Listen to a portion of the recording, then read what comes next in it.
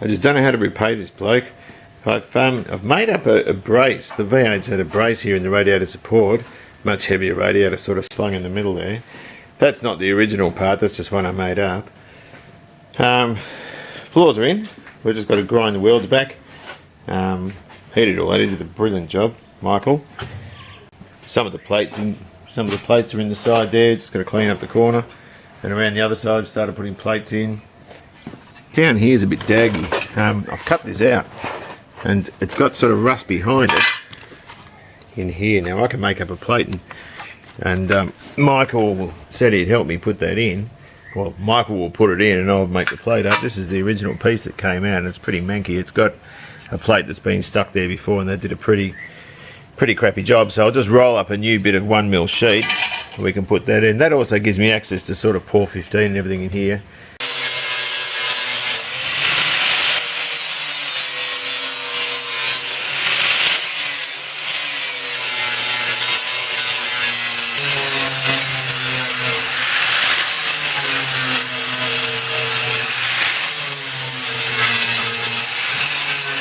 The rear floors have some surface rust on them. They're pretty good now.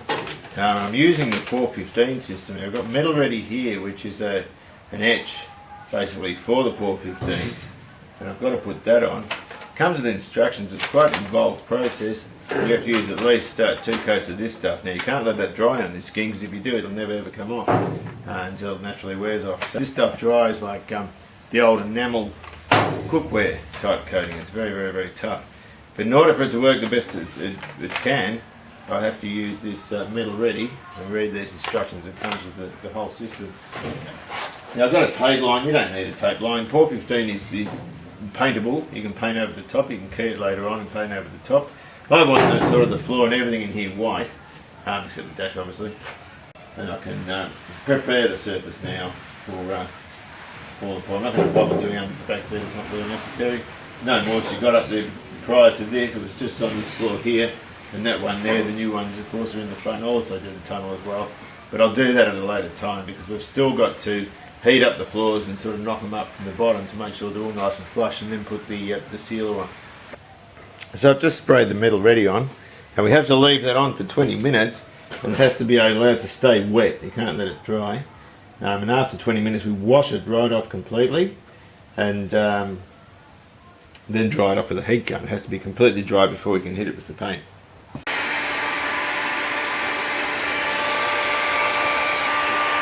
And you should end up with a salt and pepper sort of look, but it has to be 120% dry before you paint it. So that sort of looks good. Too much of that white stuff means there's too much phosphoric acid, and you're supposed to wash it off. Now this stuff would have to be the car restoration product of the decade. This is pour 15. I've got to make sure it's nice and sort of shaken up. Now when you take this off, one thing I've always done with paint, now this isn't typical paint, but one thing I've always done is I've knocked holes in the lip. Now this is probably, I'm going to knock 4 little ones. Now this is probably a bit of a no-no with this stuff, but this can is never going to get old, so it shouldn't dry out. Now this will stop any paint sort of sitting in this lip here. Now I've got cans of acrylic paint that are nearly 10 years old, and I've done this to all of them, and they've all been fine. Now pour is a little bit of a different product. Michael told me to get a piece of Glad wrap, fold it into quarters when you put the lid back on, and knock the lid over the Glad wrap into the lip. And what that'll do is it'll stop it sticking, because this stuff is basically like baked enamel when it dries. So you put the stuff on with a brush, and we have to do 2 coats. And basically this stuff self-levels and gives a load of protection. So we want it all over the floor. It goes quite a long way. It's not particularly thick, but the system requires the 2 coats, and we have to let it flash off. I'm not going to go too close because we're still going to heat up this floor here from underneath, but it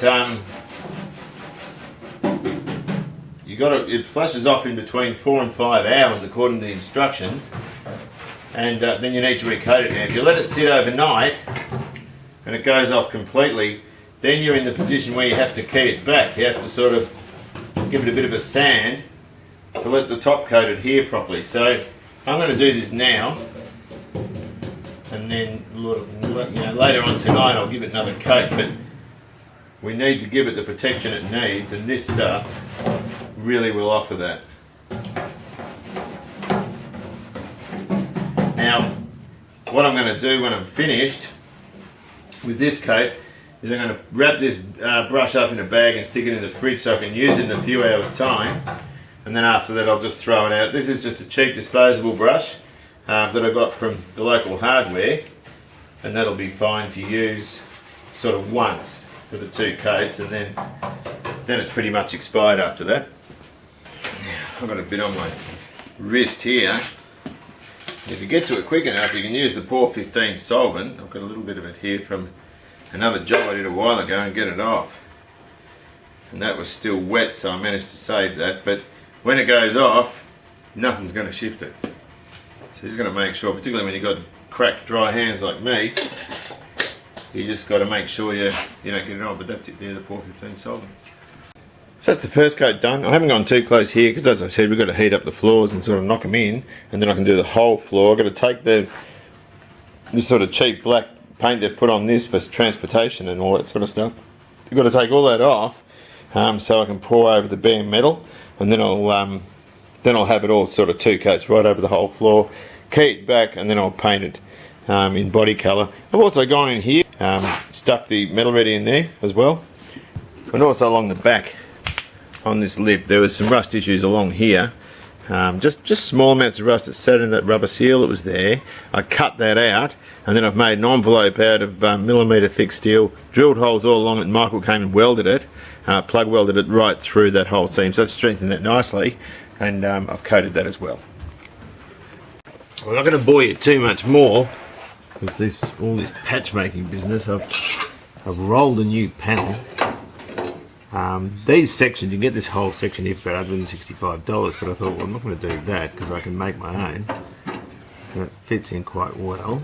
I can't see on the angle of the camera where you are, but the issue I've got is that it's all dipped in here, and that's because the peanut that did this, I've already pulled that out a bit, but I haven't pulled it out too much. I reckon he's put too much heating because this patch goes all the way there. It's a nice strong weld what he's done, but I reckon he's got too much heat into the panel and buckled it all. So I've got to make a patch for here, and we'll go on from there. We've got a thunderstorm coming. This is probably a better view of it here. If I just put that in there, you can see it's all sort of buckled in there. Now there was a lot of filler there, and I want to get away from that, so we can sort of, I think we can kind of weld it along here and sort of push that out from behind and tack it along. There's going to still be a very thin layer of filler there, so it's not visible at all, but that's the sort of thing we're up against. Well, done the metalwork around the back. That's all looking pretty good. Just got to sort of a little bit more cleaning up. I'm going to Pore 15 all in here too, where they're known for rusting, because we don't want that coming back. And also this bucket seat brace. Now you need a bucket seat brace in these because the floor is actually quite soft in the middle there, and it puts a lot of pressure on from the corners of the bucket seats, from the front sort of inner corners, and so they use these braces. Now these braces are stupid money. People are charging between $100 and $250 for them. This is actually an XA through to XC type one. It's different, and we had to sort of fiddle with it to fit it. It's also had about nearly an inch taken out of the middle because it's a different shaped tunnel. But stupid sort of spending all that money when you can just get one like this and sort of refit it in by sort of cutting it and working with it. But that's actually a lot stronger than the original one would be, given the way it's been welded in. It's looking really, really good. Good way to save some money too. This nut had pulled through this front bumper mount bolt. Front bumper mount nut, I should say, and I'm going to make up a jig with a couple of jockey wheels, so I can take the whole front of the car off the ground and remove the front suspension. Ordered a V8 radiator mounting kit. I've also stuck this brace in here, and that's been sort of welded across the bottom and plug welded across the top, and Michael's done a fantastic job with that, and it gives it a lot more rigidity for the bigger cooling system. Another thing we've done is straighten this up the way it should be. Now it's sort of properly aligned, same as the other side. V'd it out and just welded that in there. Now one job that's not very pleasant is getting rid of all this sort of deadness stuff inside the recorder. They sort of spray that there to get rid of that drumming, droning sound that road noise gives when it resonates. Now it's difficult indeed to get off, and in fact I've tried a few different things. Getting it off mechanically with a disc is almost impossible. It's sort of tried over the last 40 years very, very hard. Tried petrol didn't do anything, and the one thing that does work is gun wash. Now gun wash is a solvent based thinnery type thing, and that comes with its own sets of hazards too. One is fumes, of course, and so you've got to wear respiratory protection, but not just that, there's also the chance of fire. Of course you're rubbing metal on metal, and the last thing you need is a spark. So it's one of those don't do at home type gigs. You sort of brush it up, and it softens it up as you go.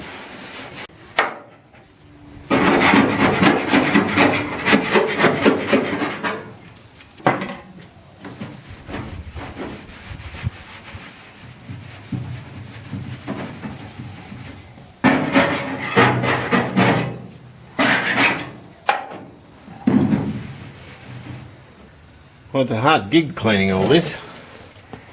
Getting all around the back of the tail light. It's only very rudimentary clean. I've got to sort of get in under here at the back of the tail light and all down here. I haven't welded that spot in yet, or Michael hasn't welded that patch in yet. But we're slowly getting there, and even up in these areas up here, will all have to be cleaned. I've taken the torsional springs out. This car looks really, really good. Up in these areas, that's where we've welded the patches in. So it all has to be POR 15'd. It all has to be rust proofed appropriately. There's some up there too. But aside from that, this looks really, really, really good. This shell, it's a great shell. Never been cut up for speakers, nothing. So, although it's a slow process, we are making headway.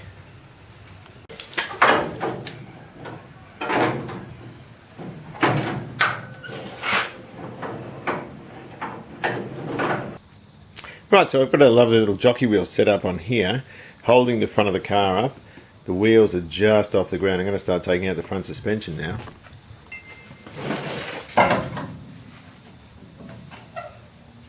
I'm not going to keep much of this. In fact, the only things I'm going to keep out of this front suspension, I'm going to keep the drag link, the steering box and the bracket for the idler arm. And I'll keep the caster rods as well. The rest of it's all going in the tip. Or at least I'll sell it. If someone wants it, I'll stick it on eBay for about 20 bucks. Otherwise I'll throw it in the scrap metal.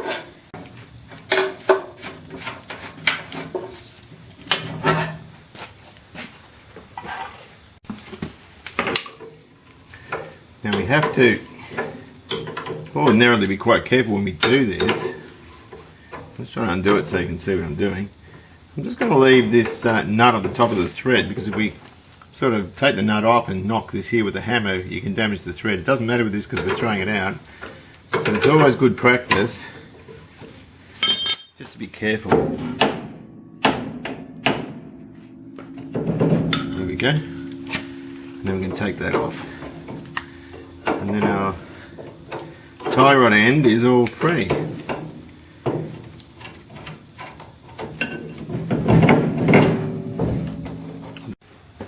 You can see the sort of muck that's here. Look at that. Just all dried up grease and gunk from the last 40 odd years. And we need to get this, put this nut under here we need to get to separate the stub axle. I wouldn't even know where the here it is, there's the nut there, it's buried. Let's take this out and we should be able to locate a split pin. I've just undone this caster rod up here from the front. You can see how worn that bush is. It's so worn out, neglected, this car. Now I'm going to take the iron. There is an easier way of taking this out. I can just undo the 2 bolts here and the camber bolt there and just take it off as a unit, but I don't really want to do that. I want to take it off in bits so I can measure all these, clean them up a bit and measure them against the parts I've got, because I've ordered new arms complete with ball joints and bushes and all this sort of stuff. There we go. This has been a bit of a pain. I've got an internal spring compressor, sort of has a thread going up and a couple of feet that hang on at the top and bottom. This has been difficult because I have to sort of do it up with a spanner in here. And the reason for that is because if I do it the other way, I'm just going to sort of tighten it like that. If I do it the other way, the bottom of the thread up here is bottoming out against the spring saddle, so I've just got to keep going with it.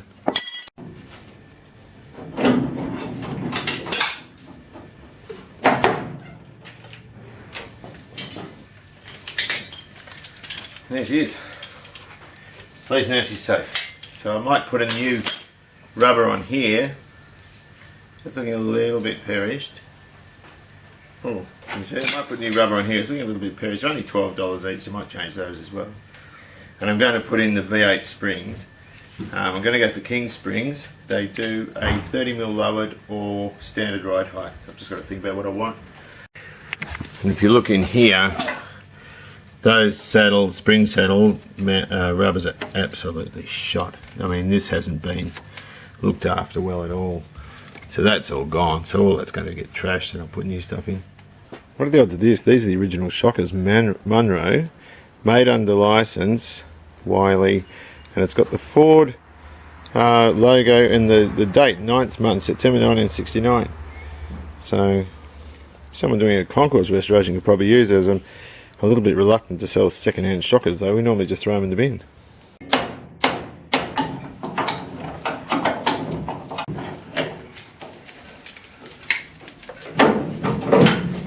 Oh, it's quite heavy. Okay. There we go. The things we do. I'm actually fixing a dent in my mum's car. Alright. So, all around the back window's done. This is the last video of all the metalwork. That's all in Pour 15. This stuff's great because you can key it back and paint over it. So of course, I want to smooth over the skim of filler in there. But that's all done. It's all finished. Floors are all done. All finished. Everything's all cool. Now these plates are in and poured. That's the sort of second skin that goes above the sill cavity. And then of course, how does this go? It goes like that, and these sort of get welded over and then it'll be re-poured as well when that's done. So all in here is all finished, all in there, and there's a strip there that's done. All the metalwork's done. This is the last video of metalwork. I don't want to do any more. I've still got to do a little bit of cleaning up under here, and also take that bit of the front end out. So next video is pretty much going to be the thing getting dents taken out, and we'll get it in primer. What makes things a lot easier, of course, is this dolly. It means that I can wheel it around quite easily and sort of put it over here out the way while I finish that other job off. So that's it. See you later.